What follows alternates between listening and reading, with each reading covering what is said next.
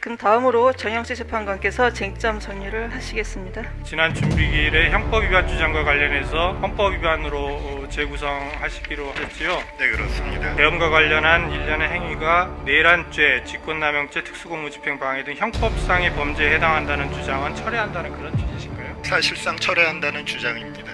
헌법 위반의 관점에 산정해서 판단을 구한다 이런 네, 그렇습니다. 사실관계는 그대로 가져가고 그대로 가져갑니다. 형법상의 범죄에 해당한다는 주장은 철회한다는 것이고요. 이렇게 정리하겠습니다. 2025년 1월 3일 헌법재판소에서 열린 대통령 탄핵 심판 2차 변론 준비 기일에서 두 진영의 입장차가 명확했습니다. 어떤 상황에서든 갈등이 발생하는 이유는 단 하나죠. 바로 이해관계의 상충. 양측이 이번 2차 변론 준비 기일에서 주장했던 바가 무엇인지를 풀영상을 시청한 중도의 관점에서 요약하고 정리해보겠습니다. 우선 민주당 측 입장입니다. 빠른 판결을 위해 두 가지 주요 탄핵 사유 중 형법 제87조 내란죄를 철회하겠다. 이재명 야당 대표의 법원 선고가 빠르면 2월에 나올 수 있고 유죄 판결 시 10년간 피선거권이 박탈되는 절체절명의 상황인데요. 이재명 대표 본인에게 불리하게 작용할 수 있는 법원 선고는 최대한 질질 끌면서 헌법재판소의 윤석열 대통령 탄핵 심판은 최단 기간에 마무리해야만 조기 대선을 치를 수 있습니다. 이재명 야당 대표가 대통령이 되려는 이유는 거대한 사법 리스크의 세탁입니다. 이제 대통령 측의 입장도 보겠습니다. 헌재는 사건 접수일로부터 180일 이내에 종국 결정에 선고를 해야 한다.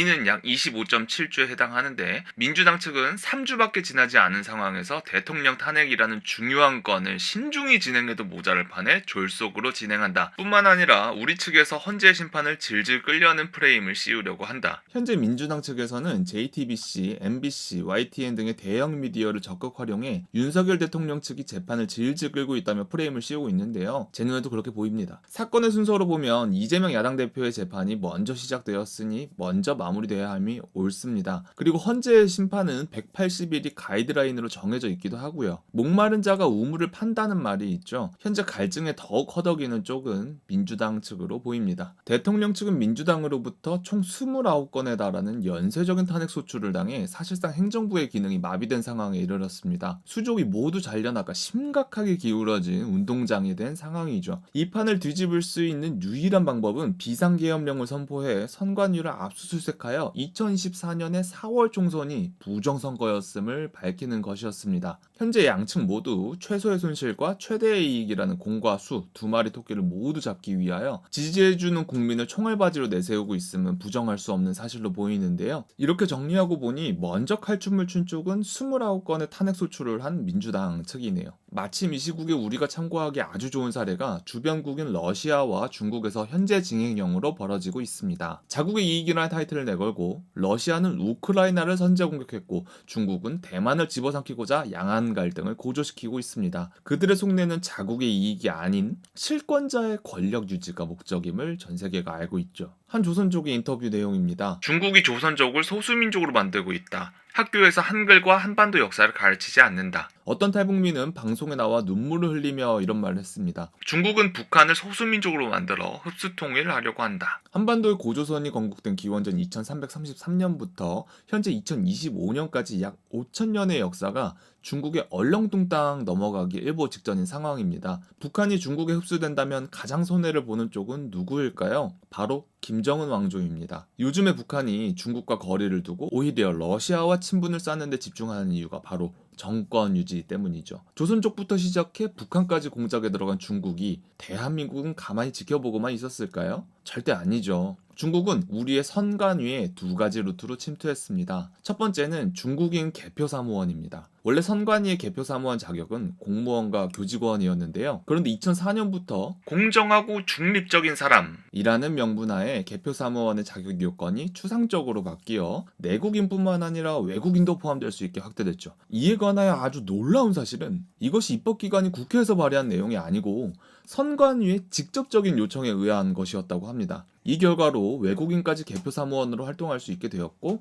중국인이 포함되었다는 의혹이 강하게 제시되고 있지만 민주당에 장악된 대형 방송사들이 이를 눈 감고 귀 막고 보도를 막는 상황입니다. 두 번째는 중국인 해커 90명의 선관위 해킹입니다. 선거가 핵심인 민주주의 국가에서 선거 관리라는 막중한 책임을 맡은 기관의 비밀번호를 1, 2, 3, 4, 5라는 말도 안 되게 쉬운 번호로 설정해둔 이유는 무엇일까요? 제발 뚫어줘! 뭐 이런 거 아닐까요? 훗날 해킹당한 사실이 발각되더라도 선관위 측에서는 우리는 분명히 비밀번호를 설정해뒀기에 해커의 만행일 뿐이다 라는 명분으로 법의 심판을 덜거나 혹은 미꾸라지처럼 빠져나갈 수도 있는 보험 장치죠. 방귀 낀 놈이 섞는다는 말이 있습니다. 민주당 측에서는 조기 대선을 통한 야당 대표의 사법 리스크 세탁이란 궁극의 목적을 달성하기 위하여 수단과 방법을 가리지 않고 행정부를 마비시켜 내란을 일삼고 있습니다. 민주당 지지자들에게는 계엄령이라는 단어 자체가 발작 버튼과도 같은데요. 한편으로는 그들의 입장도 이해가 가는 것이 역대적으로 계엄령을 선포한 주체가 독재자들이었고 그 목적마저 불순했기 때문입니다. 1950년 6.25 전쟁과 1960년 4.19 혁명 때 이승만 대통령이 선포한 계엄령,